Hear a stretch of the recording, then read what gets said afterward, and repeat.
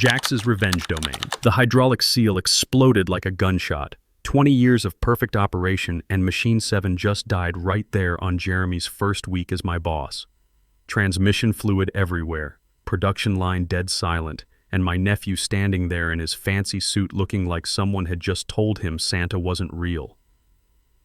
"What the hell happened?" he shouted over the alarm bells. I looked at him, then at the mess, then back at him. "Sometimes they break," I said. "Old equipment, you know." But let me back up a bit, because this story really starts 3 weeks earlier when I opened my paycheck and saw something that made my blood run cold. $2.50 an hour. That's what it said right there next to my name. Harold Bishop, 47 years old, 15 years with Garrison Manufacturing. 15 years of keeping this place running, and they cut my pay to pocket change. The worst part wasn't even the money, though God knows we needed it. The worst part was that it wasn't private. The whole payroll system updated, company-wide. All 8,500 employees could see what my brother Roger had done to me. My phone started buzzing before I even finished reading the stub. "Hal, this has got to be a mistake," Carl Rodriguez texted me. Carl's been my floor supervisor for 8 years, one of the best guys I know. But it wasn't a mistake. Roger had made it real clear that his little brother didn't fit into his plans anymore. See, Roger owns Garrison Manufacturing now. Our dad built this place from nothing back in the 80s, making automotive parts for Ford and GM. When Dad passed 10 years ago, Roger inherited the business side since he had the college degree and the fancy MBA. I stayed on the floor where I belonged, working my way up from machine operator to plant operations manager. I figured that's how it would always be. Roger handling the suits upstairs, me keeping the machines running downstairs. But Roger had bigger ideas.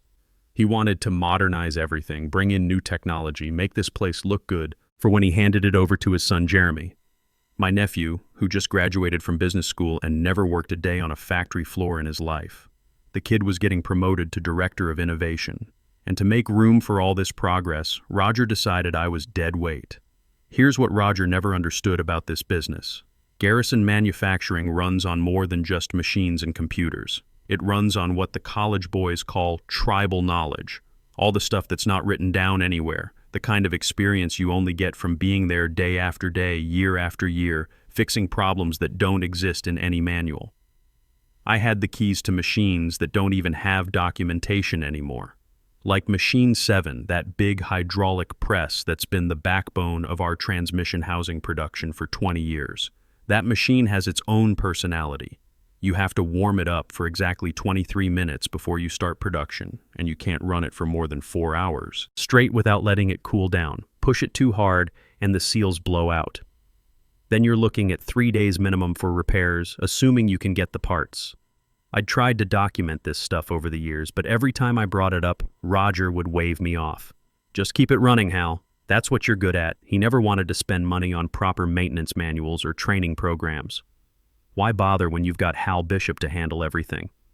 But now Hal Bishop was making $2.50 an hour, and Jeremy was in charge of innovation. The money situation was killing us. Linda, my wife, she's been fighting breast cancer for 2 years now. The medical bills are crushing us, even with insurance. Chemo, radiation, surgeon visits, specialist appointments. It all adds up faster than you can imagine. We'd been burning through our savings just to keep her treatments going. And then there's Michael, our boy. He just got accepted to Michigan Tech for mechanical engineering. Smart kid, really smart. He wants to be like his old man, but with the education to back it up. We'd been saving every penny to make sure he could go without drowning in student debt. At $2.50 an hour, all of that was gone. 20 years of planning for our family's future wiped out because Roger wanted to make a point. The humiliation was almost worse than the financial hit. Guys I'd worked with for over a decade started treating me different. Some felt bad for me, others just seemed embarrassed to be around me, like failure might be contagious or something. Word travels fast in a plant this size, and everyone knew the Bishop family was having some kind of civil war.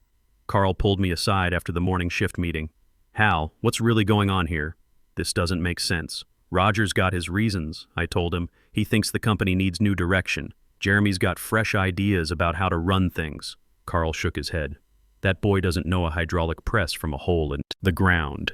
Yesterday, he asked me why we don't just run the machines 24/7 to increase productivity. I had to explain to him about metal fatigue and maintenance cycles. Basic stuff you learn in your first week. That was Jeremy, all right.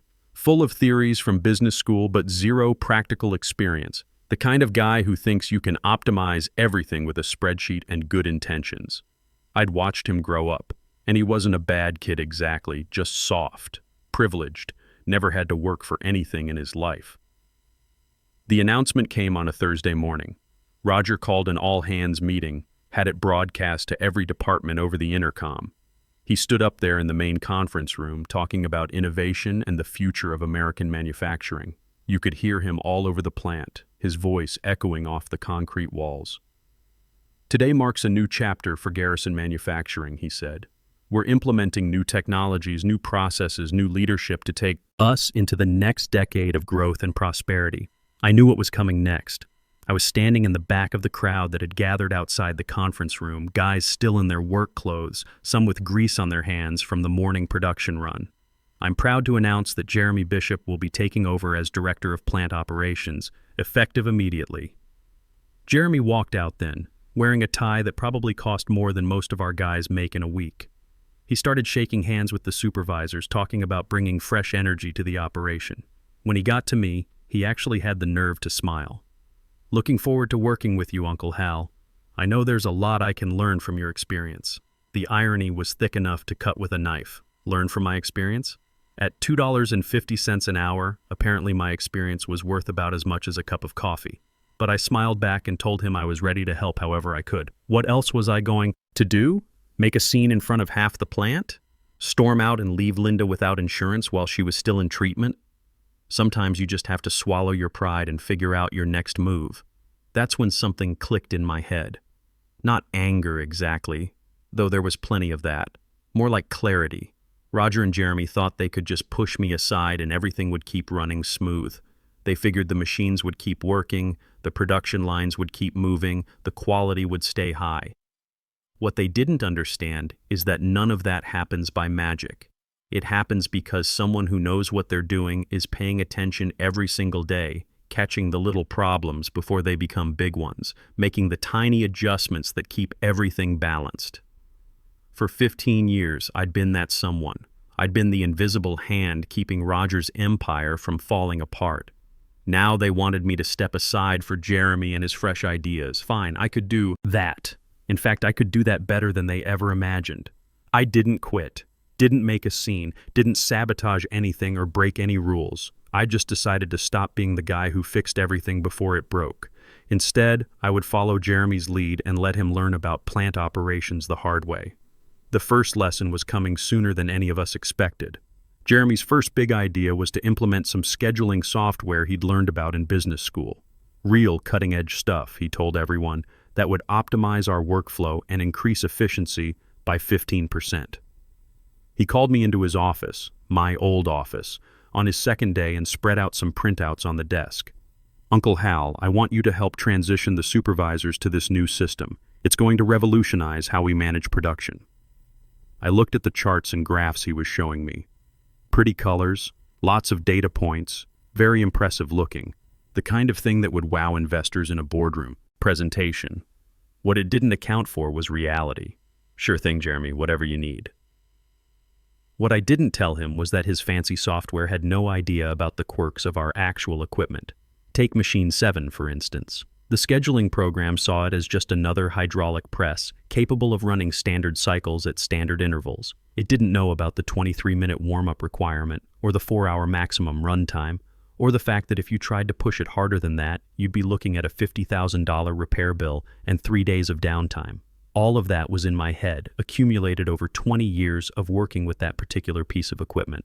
I'd tried to document it before, but Roger always said we didn't have time for paperwork. Just keep the machines running, Hal. That's what you're good at. Jeremy's software scheduled Machine 7 for 8-hour shifts, back-to-back, with no warm-up time. When Carl Rodriguez came to me with concerns, I just shrugged. Talk to Jeremy, I told him. He's the director of plant operations now. I'm sure he knows what he's doing. Carl gave me a look. We'd worked together long enough that he could read between the lines. But what was I supposed to do? I was making $2.50 an hour. Clearly my input wasn't valued anymore. The first day of Jeremy's new schedule, Machine 7 lasted exactly 3 hours and 12 minutes before the main hydraulic seal blew. That's when we get back to the beginning of this story. Jeremy standing there in his suit asking what the hell happened, while transmission fluid pooled across the floor like automotive blood. Sometimes old equipment breaks, I told him, which was technically true. Maybe it's time for that modernization you were talking about. The beautiful thing about manufacturing is that everything's connected. When Machine 7 went down, we couldn't meet our daily quota for Ford. The transmission housings that should have been finished and shipped were sitting half-completed in the queue. Ford's logistics coordinator called Roger personally to ask where their parts were. Meanwhile, Jeremy was learning that running a plant isn't like running a computer simulation. He spent the rest of that first day on the phone with equipment suppliers, trying to find replacement parts for a 20-year-old hydraulic press. The original manufacturer had been bought out twice, and the current company didn't even carry compatible seals anymore. We were going to need a custom machining job that would take at least a week. "Can't we just substitute something similar?" Jeremy asked the supplier. I could hear the conversation from across the room. "Sir, hydraulic seals aren't like light bulbs. You can't just swap in whatever's handy and hope for the best."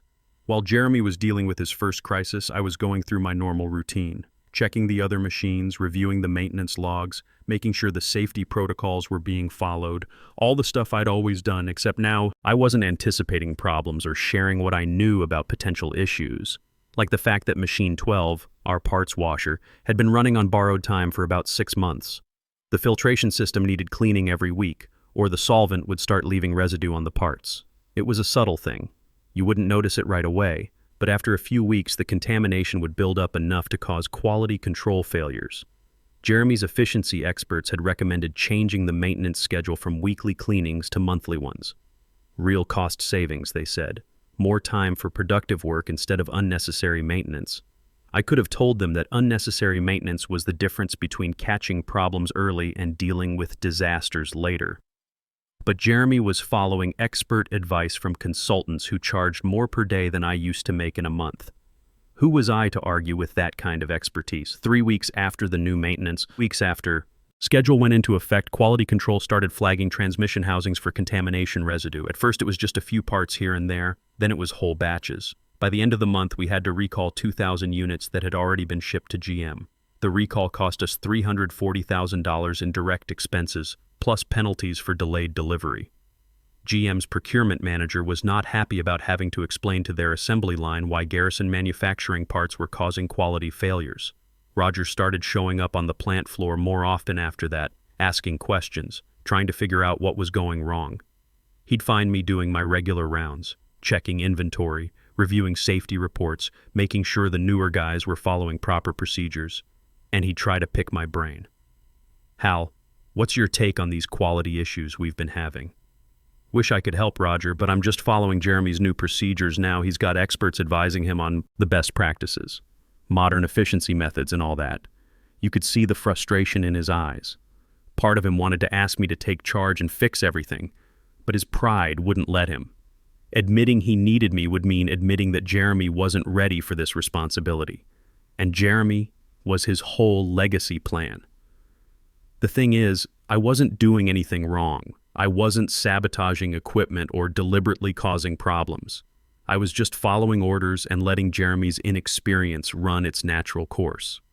When workers came to me with questions about unusual machine behavior or potential safety issues, I'd listen politely and then direct them to take it up with their supervisors. "That's above my pay grade now," I'd tell them. And at $2.50 an hour, pretty much everything was above my pay grade. The supervisors, guys like Carl who'd been working under me for years, could see what was happening. They'd try to come to me with problems that needed the kind of institutional knowledge you can't get from a manual or a computer program. "Hal, Machine 9 is making that noise again. You remember, like it did right before the bearing went out in 2019? You should probably mention that to Jeremy," I'd say. "He's in charge of equipment now. I'm sure he's got protocols for handling mechanical issues." Of course, Jeremy didn't have protocols for anything. He had theories and spreadsheets and consultant reports, but no practical experience with the day-to-day reality of keeping 20-year-old machines running smoothly. The noise from Machine 9 kept getting worse, but since it wasn't scheduled for maintenance for another 3 weeks, nothing got done about it. The bearing finally seized up on a Wednesday morning, right in the middle of a big production run for Ford. The machine didn't just break down, it destroyed $15,000 worth of transmission housings that were already in progress, plus damaged the tooling that would take another week to repair or replace. By the end of Jeremy's first month as director of plant operations, we were running 2 weeks behind on deliveries, had quality control issues with multiple product lines, and had racked up over $400,000 in unexpected repair and replacement costs. But I was just following orders and staying in my lane. After all, that's what $2.50 an hour gets you. By month 2, the union got involved. Carl Rodriguez called a meeting with all the floor supervisors and machine operators in the break room after second shift. These were guys I'd worked with for years, men who trusted me to keep them safe and keep their paychecks coming. Now they were scared. "What the hell is going on around here, Hal?" Carl asked me directly. The room was packed, maybe 40 guys standing around, still in their work clothes, some with coffee cups, others just looking tired and worried. It's like this place is falling apart. "Jeremy's implementing new systems," I told them. "Modern management techniques. He went to school for this stuff." "School?" Bobby Martinez laughed, but there wasn't any humor in it. "Bobby's been running our best welding station for 12 years, and he's got kids to feed. That boy couldn't weld 2 pieces of paper together. Yesterday he told me I was taking too long on the precision joints, said I should speed up the process to increase throughput. Those joints take the time they take," said Mike Patterson from Machine Shop. "You rush precision work, people die when those parts fail in a real car." That's when it hit me how serious this was getting. These weren't just production problems anymore. Jeremy's push for efficiency was starting to affect safety protocols that had taken years to develop. After that accident we had in 2019, when Tommy Rodriguez lost 3 fingers because someone had bypassed a safety guard to speed up changeovers, I'd spent months working with OSHA to develop proper procedures. Those protocols had kept our insurance rates manageable and our workers going home with all their body parts intact. Now Jeremy was questioning why everything took so long, why we couldn't just streamline the safety checks to improve productivity. He didn't understand that those inefficient procedures were the difference between a workplace accident and a wrongful death lawsuit. "Look, guys," I told the room, "I know it's frustrating, but Jeremy's the boss now." Roger made that clear. "If you've got concerns about safety or procedures, you need to take them up through proper channels." "You are the proper channel, Hal," Carl shot back. "You've been our plant operations manager for 15 years. We come to you when things don't make sense. Not anymore. I'm just another machine operator now. At $2.50 an hour, I'm the lowest paid guy in this room." The silence that followed was uncomfortable. Everyone knew about my pay cut, but hearing me say it out loud made it real in a way that gossip couldn't. These were working men who understood the value of a dollar, who knew what it meant to support a family on a factory wage. The idea that someone with my experience and responsibility was making less than a fast food worker was an insult to all of them. That's when Steve Patterson spoke up. "Steve's our shop steward, been fighting for worker rights since before I started at Garrison. Maybe it's time we reminded management what this place runs on. We've got a contract that expires in 6 months. Might be worth reviewing our options if they're going to treat senior employees like garbage." I could see where this was heading, and part of me felt bad about it. These guys were good workers, and they deserved better than getting caught in the middle of a family feud. But another part of me, the part that had been humiliated and dismissed, wondered what would happen if the workers decided they'd had enough of Jeremy's management style. "You do what you think is right," I told them. "But remember, any work action affects everybody's paycheck, not just management's." 3 days later, Jeremy made his biggest mistake yet. He called another all-hands meeting to announce his latest efficiency initiative. This time, he wanted to eliminate what he called redundant safety protocols that were slowing down production. Specifically, he wanted to remove the mandatory cooling periods between high-stress operations and reduce the required inspection time for critical welds. I watched from the back of the crowd as Jeremy explained his reasoning to a room full of experienced factory workers. He had charts showing how much production time we were wasting on unnecessary safety steps. He talked about competitive pressures and the need to streamline operations to stay profitable. What he didn't see was the faces in that room. Men who had seen accidents happen when people cut corners. Workers who understood that those redundant protocols existed because someone had gotten hurt before, and we'd learned from it. Bobby Martinez raised his hand. "Mr. Bishop, With respect, those cooling periods exist because the metal stress can cause catastrophic failures if you don't let the equipment stabilize. We learned that the hard way. I understand your concerns, Bobby, but our efficiency consultants have reviewed the data and determined that the current protocols are excessive for modern equipment. Modern equipment? Mike Patterson called out. Half our machines are from the 1980s. They don't run like modern equipment. Jeremy's face was getting red. He wasn't used to being challenged by the floor workers. In business school, when you presented a plan, people either agreed with you or stayed quiet. He didn't know how to handle experienced workers who actually understood the practical implications of his decisions. Gentlemen, I appreciate your input, but these changes are necessary for the company's competitiveness. We'll be implementing the new protocols starting Monday. That weekend, Linda and I had our worst fight in 20 years of marriage. She'd been handling the stress of her treatment pretty well, but the financial pressure was getting to both of us. We were sitting at the kitchen table, going through bills, trying to figure out which ones we could delay and which ones absolutely had to be paid. Harold, we can't keep this up, she said, looking at the stack of medical bills. The insurance is covering most of the chemo, but the co-pays and the travel expenses and all the other costs. We're drowning. I know. I'm working on it. Working on what? You're making $2.50 an hour. At this rate, we'll lose the house before I finish treatment. That hurt more than anything Roger had done to me. Linda had never complained about money before, never made me feel like I wasn't providing for my family. But the cancer treatment was expensive, and my brother had made it impossible for me to support my wife when she needed me most. What do you want me to do, Linda? Roger made his decision. Jeremy's running the plant now. Then find another job. Apply somewhere else. Use your experience. And leave in the middle of your treatment? Give up the insurance? Start over somewhere new when you need stability? We both knew I was trapped. Linda needed the insurance coverage, and switching jobs would mean a waiting period before new benefits kicked in. We couldn't afford to take that risk. Roger knew that when he cut my pay. He knew I couldn't leave. Maybe you should talk to him, Linda suggested. He's your brother. Surely he doesn't want to see us lose everything. But I knew Roger better than that. This wasn't about money or efficiency or modernization. This was about power and legacy, and making sure everyone knew that Jeremy was the future of Garrison Manufacturing. Admitting that he needed me would undermine everything he was trying to build.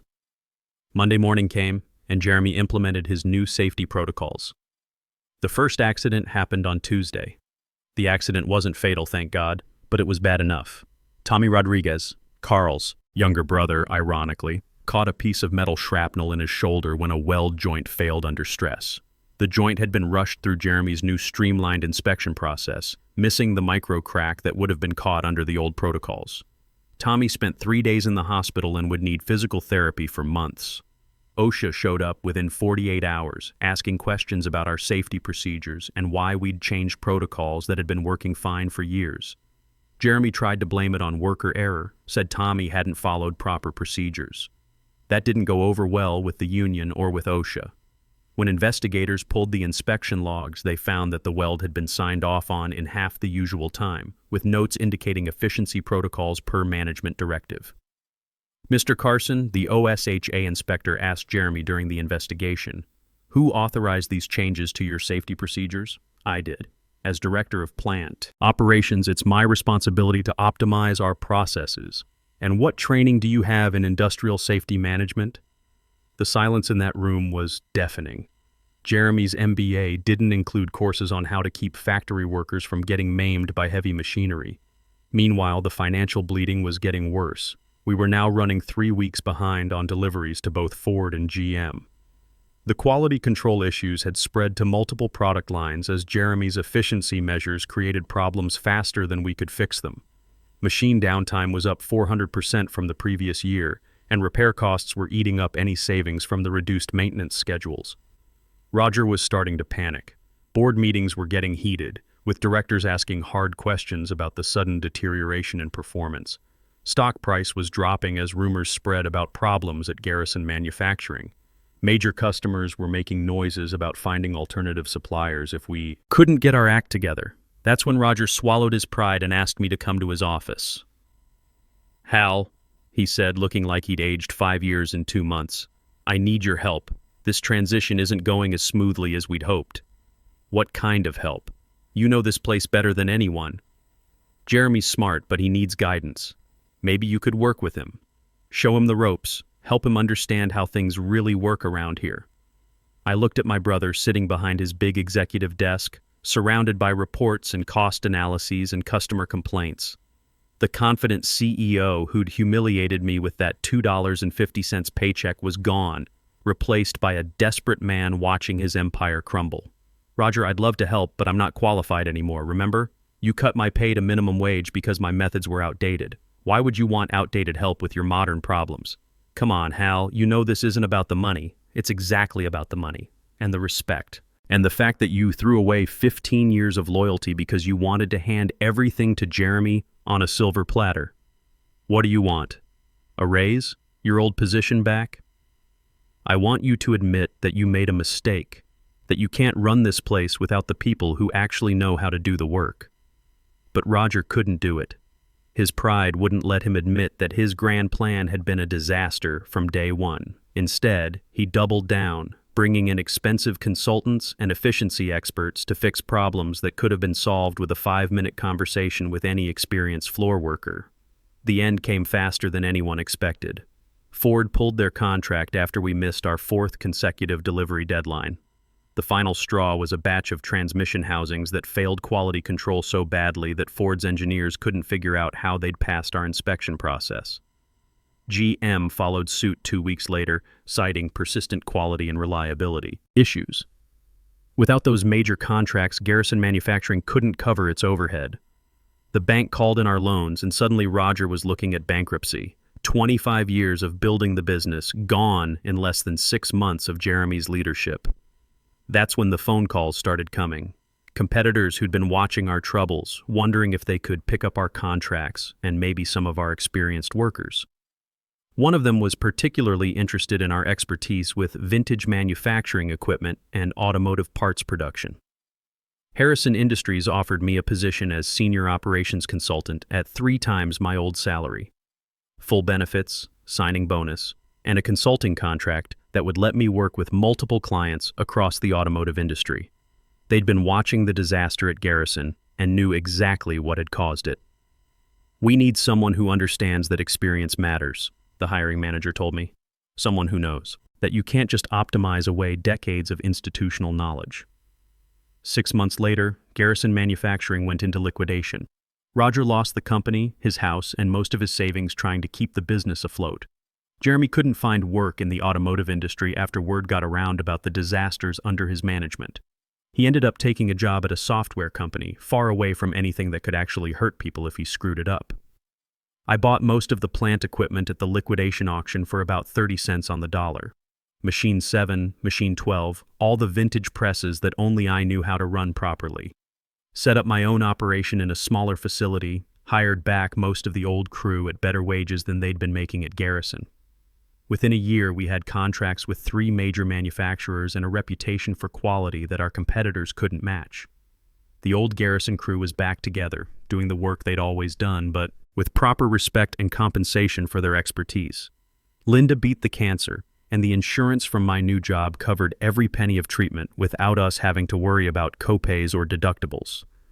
Michael graduated from Michigan Tech debt-free and came to work for me as a junior engineer, learning the business the right way, from experienced workers who understood that safety and quality can't be optimized away. Roger tried to reconcile a few months ago, called me up and asked if we could have coffee, talk things over like brothers. I told him I was too busy. Some bridges, once you burn them, don't get rebuilt.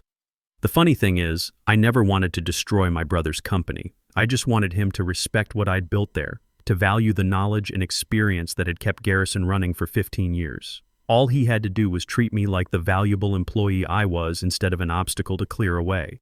But pride makes people stupid, and stupidity has consequences. In the end, the best revenge wasn't anything I did to them. It was just stepping aside and letting their own arrogance destroy what they thought they could run without me. Sometimes the most powerful thing you can do is nothing at all. Just step back and let people's own bad decisions catch up with them. In the end, you can't replace decades of real experience with good intentions and fancy degrees, and the market has a way of reminding everyone what actually matters.